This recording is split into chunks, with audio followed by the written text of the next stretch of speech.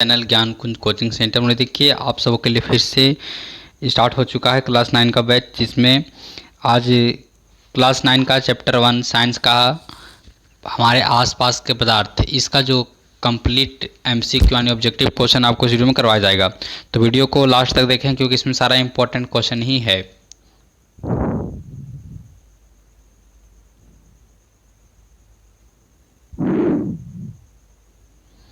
चलिए अब आगे बढ़ते हैं। पहला प्रश्न है कि गैसों की संपीड़ितता अधिक होती है। आप लोग इसको मत देखिएगा, जहाँ पर लिखा है पेज नंबर क्वेश्चन नंबर उसको आप मत देखिएगा, ध्यान से देखिए क्वेश्चन में कि गैसों की संपीड़ितता अधिक होती है।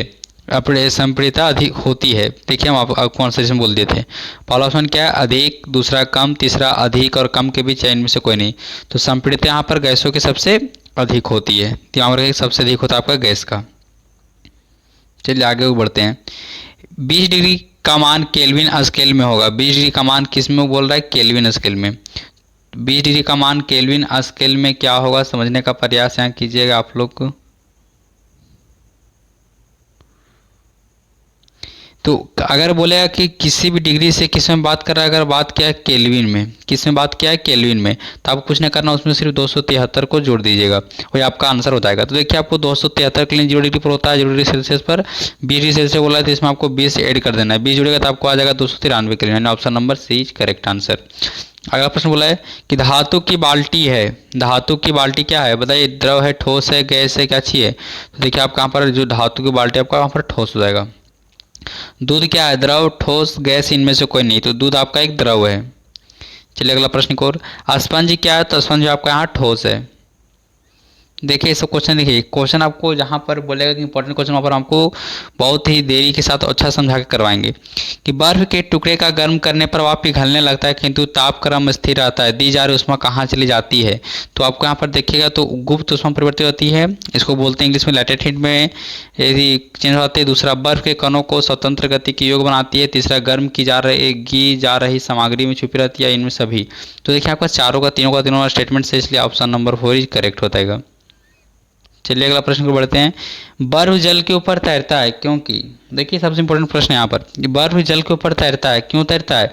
क्योंकि बर्फ का जो घनत्व होता है जल के घनत्व से कम होता है। अगर कोई भी चीज़ जल पर तैर रहा है तो उसका मतलब कहने का कि जल का जो जो अगर कोई वस्तु, मान लीजिए कोई वस्तु में लिए, वो क्या हो रहा है कि जल पर ऊपर में तैर रहा है। जब ऊपर में तैरता तो समझ जाते हैं कि क्या इसका जो जो वस्तु लिए हैं, जो उसका घनत्व क्या होगा, जल के घनत्व से कम है, इसलिए वह तैरता है। वायु है, ठोस, द्रव, गैस, तो आपका देखिए यहाँ पर हो जाएगा गैस। निम्न में से पदार्थ को चुनिए। कौन पदार्थ है? आकाश, आग, बादल, धूप, तो आपका बादल हो जाएगा पदार्थ। निम्न में से किस तरह तापक्रम पर जल द्रव अवस्था में रहता है? तो 20 डिग्री सेल्सियस में आपका क्या रहता है? द्रव अवस्था में रहता है। दाब बढ़ाने पर किसी द्रव का क्वथनांक बढ़ जाता है, घट जाता है? तो क्या, अगर दाब बढ़ रहा है तो क्वथनांक भी बढ़ जाएगा। और इसका सबसे अच्छा एग्जाम्पल है प्रेशर कुकर।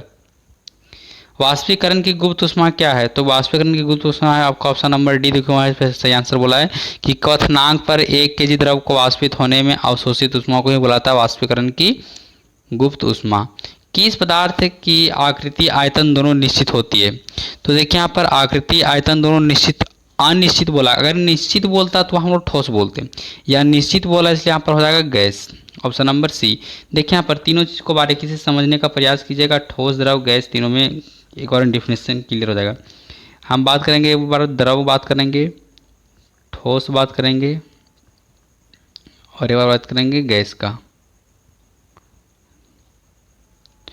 द्रव में क्या रहेगा कि सिर्फ इसका आयतन है वो निश्चित रहेगा। इसका आयतन क्या होगा? निश्चित रहेगा। द्रव में आयतन निश्चित होता है, और ठोस में आयतन भी निश्चित होता है और आकार भी। कहने का मतलब ठोस में तुम्हारा आयतन भी निश्चित होगा और आकार भी निश्चित होता है ठोस में। और गैस में ना ही आपका आयतन निश्चित होता है और ना ही आपका यहाँ पर आकार निश्चित होता है, यानी दोनों अनिश्चित होता है। चलिए आगे बढ़ते हैं। निम्न में से पदार्थ को चुनिए। आपको लगता है प्रश्न हो चुका था, इधर से ये प्रश्न हो चुका था। अच्छा, जब वाष्प संघनित होता है तो वह ऊष्मा अवशोषित करती है, ऊष्मा उत्सर्जित करती है, या उसका ताप बढ़ जाता है, उसका ताप घट जाता है? तो देखिए वाष्प संघनित हो रहा है, तो संघनित होगा तो उसका ऑलरेडी उसका ताप हो जाएगा, घट जाएगा। सही कथन को चुनिए। पदार्थ 5 तत्वों से बना है, सही है स्टेटमेंट है। पंचतत्वों से बना पदार्थ, हाँ ये देखिए यहाँ पर अगला पदार्थ कणों के बीच कोई स्थान नहीं, ये गलत है। पदार्थ कणों से बना, ये भी सही है। पदार्थ कणों के बीच कोई घर्षण नहीं, तो देखिए आपका यहाँ पर है, देखिए दोनों ऑप्शन देती सही, ये भी सही है और सी भी सही है। कौन सा कथन सही नहीं है? चलिए आगे प्रश्न बढ़ते हैं। शुष्क बर्फ क्या है? ठोस CO2, ठोस CO2 हो जाएगा या द्रव CO2? यहाँ पर देखिए शुष्क बर्फ बोला है, हो जाएगा ठोस CO2। गैस के कणों द्वारा बर्तन पर आरोपित बल को क्या कहते हैं? तो गैस का दाब कहते हैं।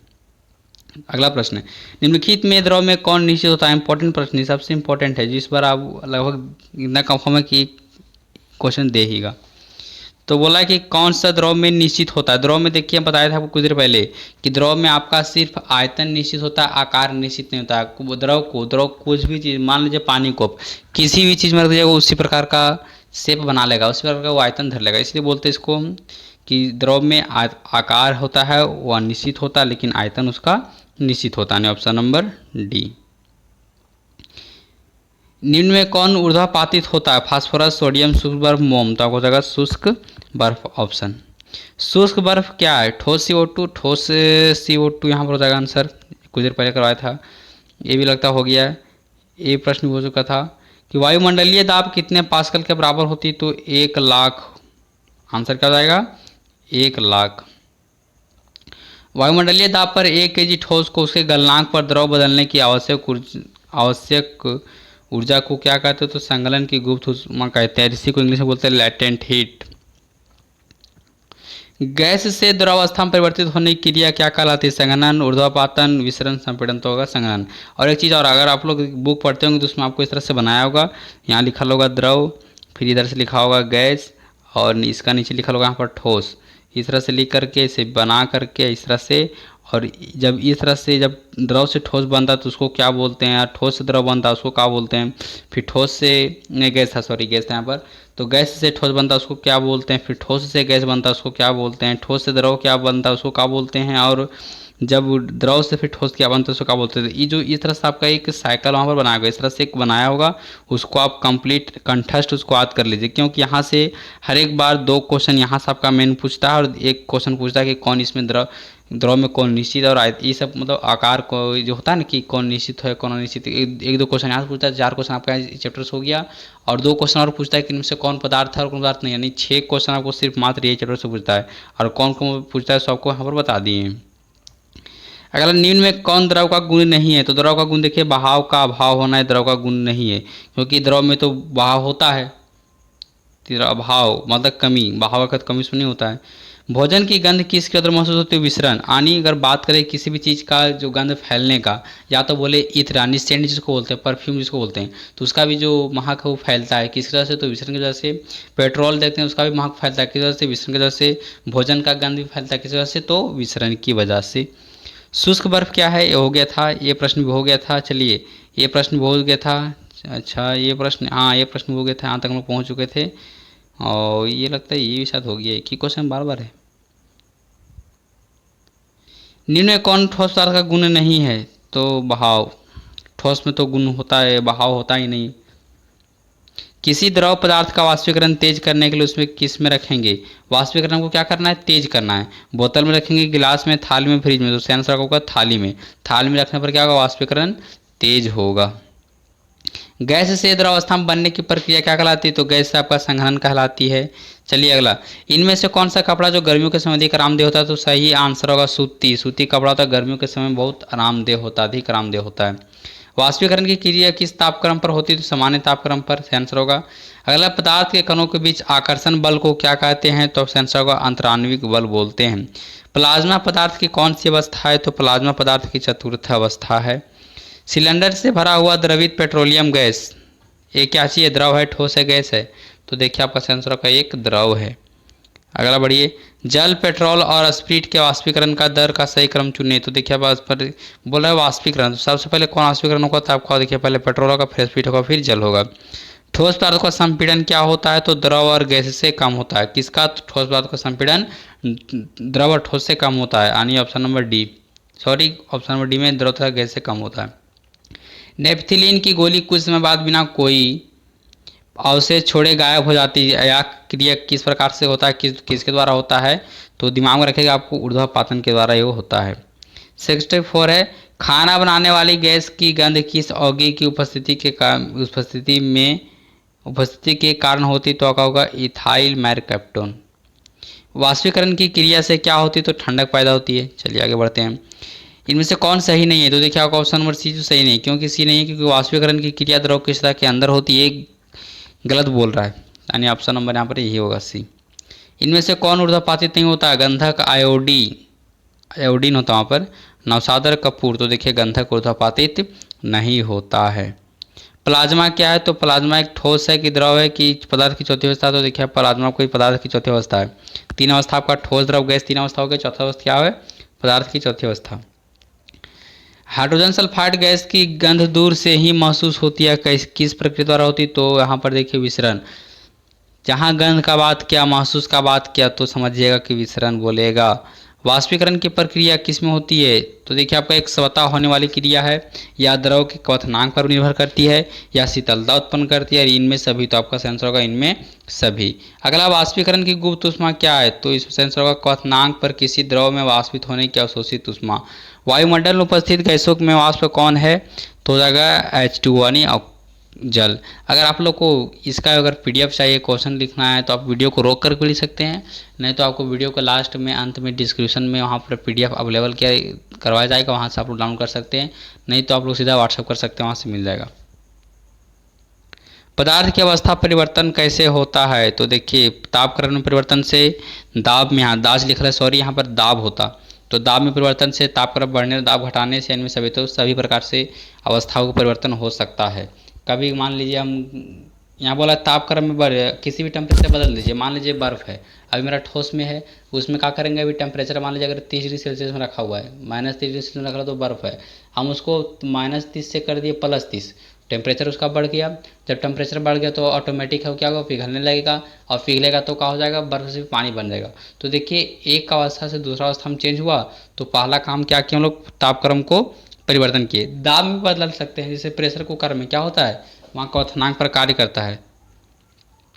गर्म करने पर पदार्थ की ठोस अवस्था सीधे गैसीय अवस्था में चले जाने की क्रिया कहलाती है। गर्म करने पर पदार्थ की ठोस अवस्था कहाँ से सीधा गैस है? ठोस से सीधा गैस बनेगा, तो ऊर्ध्वपातन बोलते हैं। जैसे यहाँ पर देखिएगा, यहाँ पर आप लोग कपूर का उदाहरण लीजिएगा। कपूर ठोस रहता है, जब उसको जलाते तो सीधा वो गैस बनता है, उसका लिक्विड फॉर्म नहीं बनता है, तो सीधा गैस बनकर उड़ गया, तो कपूर मेरा क्या कहलाएगा? ऊर्ध्वपातन कहलाएगा। इनमें से कौन वाष्पीकरण को प्रभावित नहीं करता है? तो वायु का घनत्व प्रभावित नहीं करता है। वाष्पीकरण की क्रिया द्रव में किस भाग में होती है? तो देखिए आपका सतह पर होती है। शुष्क बर्फ क्या है? तो ठोस कार्बन डाइऑक्साइड। आपको ठोस कार्बन डाइऑक्साइड भी लिखेगा, या तो ठोस CO2 भी लिखेगा, आप लोग टेंशन नहीं लीजिएगा। पदार्थ की अवस्था परिवर्तन कैसे होते हैं? इनमें सभी। वायुमंडल दाब पर एक केजी द्रव को उसके द्रव्यमान पर गैसीय अवस्था में परिवर्तन करने के लिए आवश्यक ऊष्मा को क्या कहते हैं? तो वाष्पीकरण की गुप्त ऊष्मा। नींद में कौन पदार्थ नहीं है? बालू, हवा, बादल, सूर्य का प्रकाश। सूर्य का प्रकाश नहीं है। किसमें कौन सा क्रम से देखिए? विसरण के लिए तो सबसे देखिए कौन सा? तो पहले ठोस, द्रव, गैस। यहाँ पर तो गलत है, क्योंकि सही क्रम आपका ठोस, हाँ सही बोला है, ठोस में सबसे कम होता है, फिर उसमें द्रव होता है, उसके बाद सबसे ज़्यादा गैस में होता है, यानी सही आंसर है। हमारे आसपास उपस्थित पदार्थ कितने अवस्था में होती है? तो 3 अवस्था में, लेकिन मेनली अगर पदार्थ बोला जाए तो 5 अवस्था में होती है, जिसमें 3 अवस्था हम लोग देखा जाए तो आसपास के लिए 3 अवस्था होती है। कणों के बीच आकर्षण बल किसमें सबसे अधिक होता है? तो ठोस में होता है। देखिए सबसे इंपॉर्टेंट क्वेश्चन 43 इंपॉर्टेंट क्वेश्चन है, इसको टिक कर लीजिए। अमोनिया क्लोराइड को गर्म करने पर क्या होता है? तो देखिएगा तो आपका ऊर्ध्वपातन होता है। 0 डिग्री सेल्सियस का मान केल्विन में स्केल में क्या होगा? तो बताए थे कि शुरू क्वेश्चन में कि अगर 0 डिग्री सेल्सियस रहेगा तो 273 केल्विन होता है। अगर 5 बोलता तो 273 में 5 जोड़ 2 भाई तो 278 हो गया, तो 5 डिग्री सेल्सियस में कितना जाएगा? 278 केल्विन। अगर कुछ भी बोले तो आप लोग समझ जाएगा कि 0 डिग्री सेल्सियस से 273 केल्विन, जितना बोलेगा उतना बढ़ा दीजिएगा। अगर 25 बोला तो 273 में 25 बढ़ा दीजिए। इनमें से कौन ठोस नहीं है? तो पारा ठोस नहीं, पारा क्या है आपका? द्रव है। इनमें द्रव को चुनना है, जल, वाष्प, बर्फ, हवा। तो जल आपका द्रव है। जिस तापक्रम पर द्रव के वाष्प का दाब वायुमंडलीय दाब के बराबर हो जाता है उसे द्रव को क्या कहते हैं? तो क्वथनांक कहते हैं। निम्नलिखित में कौन पदार्थ का गुण नहीं है? तो नंगी आंखों से दिखाई नहीं देना है पदार्थ का गुण नहीं है। किसी गैस का द्रव में परिवर्तित बिना सीधा एक ठोस अवस्था में बदलना, वही क्वेश्चन आगे ऊर्ध्वपातन। मतलब द्रव के प्रभाव से पदार्थ का आयतन कम होने की क्रिया को क्या कहते हैं? तो संपीड़िता कहते हैं। देखिए बहुत ही आसान क्वेश्चन देगा, अगर आप लोग चैप्टर को अच्छा से गहराई से पढ़े होंगे तो आपको ये सब क्वेश्चन अपने आप बनता होगा, और नहीं पढ़े होंगे तो ये भी क्वेश्चन आपसे हिलने वाला नहीं है। इनमें से कौन सबसे अधिक समप्रिय है, तो आपका हवा जो सबसे अधिक समप्रिय है। किसी पदार्थ के इकाई आयतन का द्रव्यमान को क्या कहते हैं, तो आपका आंसर होगा घनत्व कहते हैं। एक गिलास पानी में 2 चम्मच चीनी मिलाने पर भी उसके जल के स्तर में कोई परिवर्तन नहीं होता, क्योंकि चीनी के कण जल के कणों के बीच अवस्थित मतलब सजे होते हैं। इनमें से किसमें अंतराण्विक स्थान सर्वाधिक होता है, तो आपका आंसर होगा हवा का। बर्फ का एक टुकड़ा जल की सतह पर तैरता रहता है, क्योंकि जो बर्फ है और जल का घनत्व है, तो बर्फ का जो घनत्व होता है जल से अधिक होता है, नहीं बर्फ का घनत्व जल के अधिक से कम होता है, इसलिए बर्फ का जो टुकड़ा है वो जल की सतह पर तैरता रहता है। शुष्क बर्फ क्या है, तो हो जाएगा आपका ठोस कार्बन डाइऑक्साइड। इनमें से कौन तरल पदार्थ नहीं है, तो लोहा का तरल पदार्थ। तरल का मतलब जो अन्य द्रव में नहीं है। देखिए जल भी द्रव है, पारा भी द्रव है, हवा बोले तो हवा एक प्रकार का द्रव ही है, लेकिन इसको मैनली गैस माना जाता है। इनमें से कौन पदार्थ नहीं, तो स्नेह आपका पदार्थ नहीं है। स्नेह कहने का मतलब समझ में आता है, समझ जाइएगा। किस अवस्था में अणुओं की ऊर्जा अधिकतम होती है, तो ठोस में अधिकतम होती है। नहीं, अगर ठोस अगर बोलेगा अधिकतम बोलेगा तो आपको समझ जाएगा गैस में, और कम बोलता है न्यूनतम बोलता तो होता ठोस में। किस अवस्था में सबसे कम बोला है, तो आपका ठोस में, अधिकतम बोलता तो सिर्फ तुम्हारा गैस में हो जाता है। इनमें से किसका ऊर्ध्वपातन होता है, गंधक, आयोडीन, ब्रोमीन, आयोडीन का। इनमें से कौन पदार्थ नहीं है, तो ठंडा पदार्थ नहीं है। आर्द्र वायु में गीले कपड़े सूखते हैं, किसके कारण, तो देर से सूखते हैं। हवादार जगहों पर द्रव के वाष्पन का वेग क्या होता है, तो आप पर आंसर बढ़ जाता है। देखिए सब इंपॉर्टेंट नहीं, जितना इंपॉर्टेंट आपको लगभग करवा दिए हैं। देखिए एक इंपॉर्टेंट आपका यहाँ पर है कि गर्म करने पर गैस का आयतन क्या होता है, बढ़ जाता है। एक इंपॉर्टेंट आपका यहाँ पर है, किसी ठोस पदार्थ का सीधे वाष्प में परिवर्तन कहलाता है ऊर्ध्वपातन। वाष्पन की प्रक्रिया से क्या उत्पन्न होती है, तो ठंडक उत्पन्न होती है। 100 डिग्री सेल्सियस ताप का केल्विन में मान होता है 373.15। निम्न में से कौन पदार्थ का मौलिक गुण है, तो देखिए आपका द्रव्यमान और आयतन मौलिक गुण है। पदार्थ के कण अति सूक्ष्म होते हैं, यानी देखिएगा इनमें सभी कौन सा, क्योंकि ये पदार्थ के कण होते हैं सबसे छोटे होते हैं, गतिज ऊर्जा युक्त होते हैं और एक दूसरे को आकर्षित करते रहते हैं। पदार्थ की कितनी अवस्थाएं होती है, तो पदार्थ की होती है 5 अवस्थाएं, लेकिन आसपास बोलेगा तो 3 रखिएगा याद। पदार्थ के कणों एक साथ बांध कर रखने वाले बल को क्या बोलते हैं, तो अंतराण्विक बल बोलते हैं। अंतराणुक बल। वह प्रक्रिया जिसमें इत्र की गंध वायु में चारों ओर फैल जाती है क्या कहलाती है, विसरण कहलाती है। इत्र की गंध हो या भोजन का सुगंध हो, सब फैलता है किसके द्वारा, तो विसरण के द्वारा। वायु का दाब जैसे जैसे घटता है वैसे द्रव का गुणांक क्या होता है, भी घटता है, ये भी घटेगा। गैस का द्रव में परिवर्तन क्या कहलाता है, तो संघनन कहलाता है। वह ताप जिस पर ठोस द्रव में परिवर्तित होता है क्या कहलाता है, तो आपको हो जाता है द्रव्यमांक हो जाता है। देखिए इस तरह से आपका जो इंपॉर्टेंट क्वेश्चन हो गया है। अगर वीडियो अच्छी लगे तो लाइक करें, देखिए अपने दोस्तों के साथ शेयर जरूर करें, क्योंकि आप पास हो जाइएगा और वो फेल हो जाएगा, अच्छा नहीं रहेगा। चलिए फिर मिलेंगे नेक्स्ट में, तब तक के लिए बाय बाय।